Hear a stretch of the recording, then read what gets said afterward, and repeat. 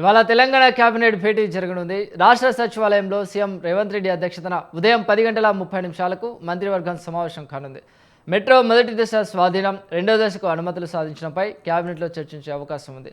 ఇక ఐఆర్ఎఫ్సీ నుంచి రుణం విడుదల నిలిచిపోవడం, కొత్తగా రుణ సేకరణ బాధ్యతను ఎస్బీఐ క్యాబ్స్కు అప్పగించడం వంటికు జరిగిన పరిమాణాలన్నింటిపై కేబినెట్లో చర్చించి నిర్ణయం తీసుకోనున్నట్లు సమాచారం.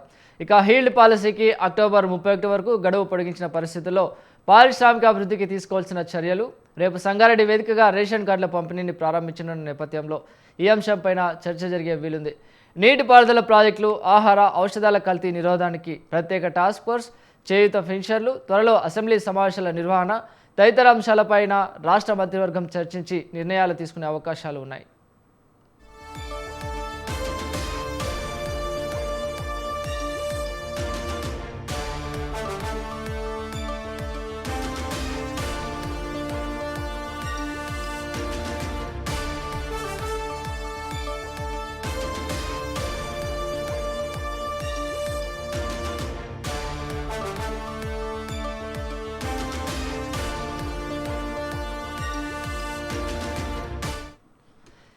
ఇవాళ తెలంగాణ కేబినెట్ భేటీ జరగనుంది.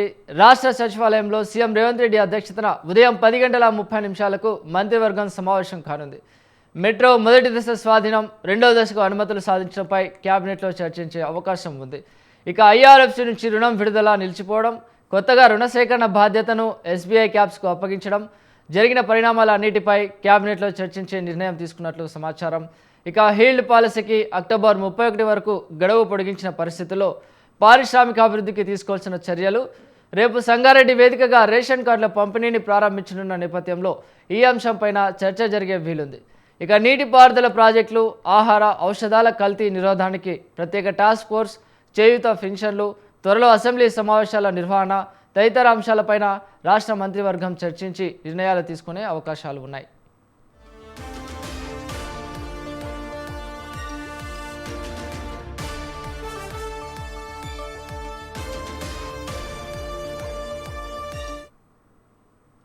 ఇవాళ తెలంగాణ కేబినెట్ భేటీ జరగనుంది. రాష్ట్ర సచివాలయంలో సీఎం రేవంత్ రెడ్డి అధ్యక్షతన ఉదయం 10:30 మంత్రివర్గం సమావేశం కానుంది. మెట్రో మొదటి దశ స్వాధీనం, రెండో దశకు అనుమతులు సాధించడంపై కేబినెట్లో చర్చించే అవకాశం ఉంది. రైట్, ఇదే అంశానికి సంబంధించి మరింత సమాచారాన్ని మా ఎగ్జిక్యూటివ్ ఎడిటర్ రాజమౌళి అందిస్తారు. రాజమౌళి. చిరంజీవి, మొత్తం మీద ఏదైతే Telangana cabinet meeting doctor B R Ambedkar secretariat లో సీఎం రేవంత్ రెడ్డి అధ్యక్షతన జరగనుంది. ప్రస్తుతం అధికారికంగా విడుదలైన ఎజెండా ప్రకారం అయితే ప్రధానంగా ఈ అంశాలపై చర్చించినట్టుగా తెలుస్తుంది. ఒకటి, వ్యవసాయం అండ్ వర్షాలు.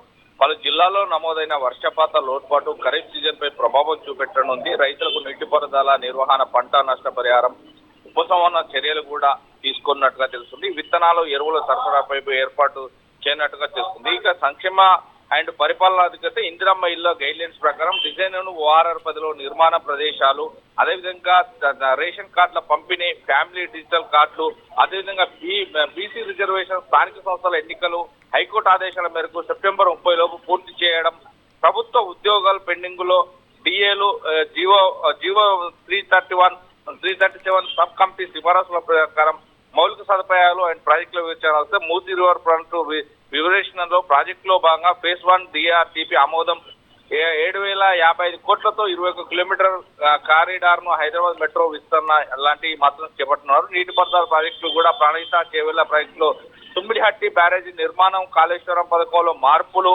అమెజాన్ హైపవర్ డేటా సెంటర్ వంటి పెట్టుబడుల పురోగతిపై కూడా చర్చించినట్టు తెలుస్తుంది. ఇక కేంద్రం తీసుకొచ్చిన విబిజీ రామ్ పథకంపై రాష్ట్ర వైఖరిని కూడా చూడడానికి ఏదైతే ఎంజీఎన్ఆర్ ఈజీఎస్ పునరుద్ధరణ కోసం ఇతర రాష్ట్రాలతో సమన్వయపరచుకోవడం, గోదావరి పుష్కరాలు 2027 జనాభా లెక్కలు, అదేవిధంగా ఆసరా పెన్షన్లు మంజూరు, ఇందిరమ్మ బీమా అమలు, తెలంగాణ ఏపీ మధ్య పెండింగ్ ఉద్యోగాల బదిలీలు, మీటింగ్ తర్వాత ప్రభుత్వం అధికారికంగా కూడా పిలుపు ఇవ్వనున్నట్టుగా తెలుస్తుంది. ఈ నేపథ్యంలోనే మొత్తం మీద ఈ రోజు చాలా చర్చించనున్నారు. ఎందుకంటే ప్రతి ఒక్క మినిస్టర్ తప్పకుండా హాజరు కావాలని కూడా ఈ భేటీలో పాల్గొన్నట్టుగా తెలుస్తుంది. మొత్తం మీద అందరూ మినిస్టర్స్ పాల్గొన్న తర్వాత 2 తెలంగాణ రాష్ట్రాల్లో పెండింగ్ లో ఉన్నటువంటి ఉద్యోగాల నియామకాలు కావచ్చు, ఇదే విధంగా రైతులకు, ఎందుకంటే ఖరీఫ్ సీజన్ లో ఏర్పడబోయే నీటి కొరత లభ్యం కావచ్చు, లేకుంటే ఈ వాటర్కు సంబంధించి కావచ్చు, ప్రతి అంశాన్ని కూడా లేవనెత్తి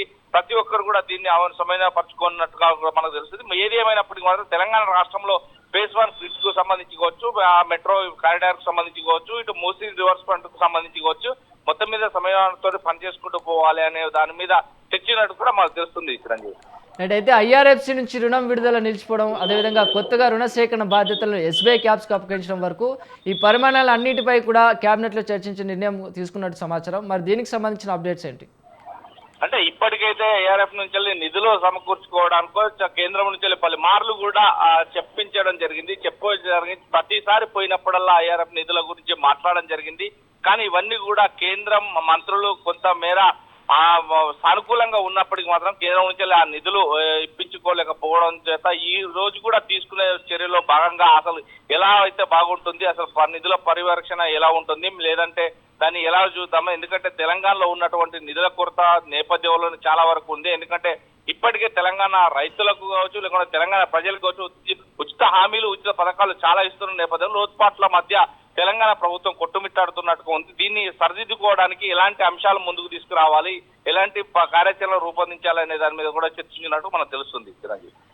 రైట్, ఇక హీల్డ్ పాలసీకి కూడా అక్టోబర్ 31 వరకు గడువు పొడిగించిన పరిస్థితుల్లో పారిశ్రామిక అభివృద్ధికి తీసుకోవాల్సిన చర్యలు, అదేవిధంగా రేపు సంగారెడ్డి వేదికగా రేషన్ కార్డుల పంపిణీ ప్రారంభించిన నేపథ్యంలో కూడా ఈ రెండింటిపైన కూడా చర్చించే అవకాశం కనబడుతుంది. మరి వీటికి సంబంధించిన అప్డేట్స్ ఏంటి? హీల్డ్ పాలసీకి ఈ నెల అంటే అక్టోబర్ 30 వరకు కూడా గడువు పొడిగించారు. హీల్డ్ పాలసీకి సంబంధించి వాళ్ళు ల్యాండ్ కు సంబంధించి పాలసీలో రూపకల్పన తీసుకోవడానికి హీల్డ్ పాలసీలో లేవనెత్తిన అంశాలు కావచ్చు, లేకుంటే వారి దగ్గర నుంచి తీసుకోవడం కావచ్చు, ఇవన్నీ కూడా ఒక ఎత్తు అయితే దీనికి సంబంధించి ఇప్పటికే కారిడార్ అంటే ఓఆర్ఆర్ ట్రిపుల్ రింగ్ రోడ్ కు సంబంధించిన నేపథ్యంలోనే దాని అవతల కారిడార్లను ఏర్పాటు చేయాలన్న దాని మీద కొంత సానుకూలంగా ఏర్పాటు చేసిన హీల్డ్ పాలసీ ఆగస్టు 30 వరకు పొడిగించిన నేపథ్యంలోనే దాని సానుకూలంగానే ఉందని చెప్తున్నారు. ఇక ఏదైతే తెల్ల రేషన్ కార్డు కావచ్చు, లేకుంటే ఆసరా పింఛన్ కావచ్చు, అన్నింటినీ కూడా తక్షణమే రిలీజ్ చేయాలి. ఆ పింఛన్స్ కూడా ఏదైతే రేపటి ఆగస్టు 15 రోజు నుంచి వెళ్ళి రిలీజ్ చేయాలన్న నేపథ్యంలోనే ప్రతి నియోజకవర్గం నుంచి వెళ్ళి కూడా ఆసరా పింఛన్లు కావచ్చు, లేదా ఉద్యోగ పింఛన్లు కావచ్చు, వితంతు పింఛన్లు కావచ్చు, ఇవన్నీ కూడా క్రమబద్ధీకరణగా పరిశీలించి వారికి అందజేయనట్టుగా మనకు తెలుస్తుంది. Right, thank you Rajamouli.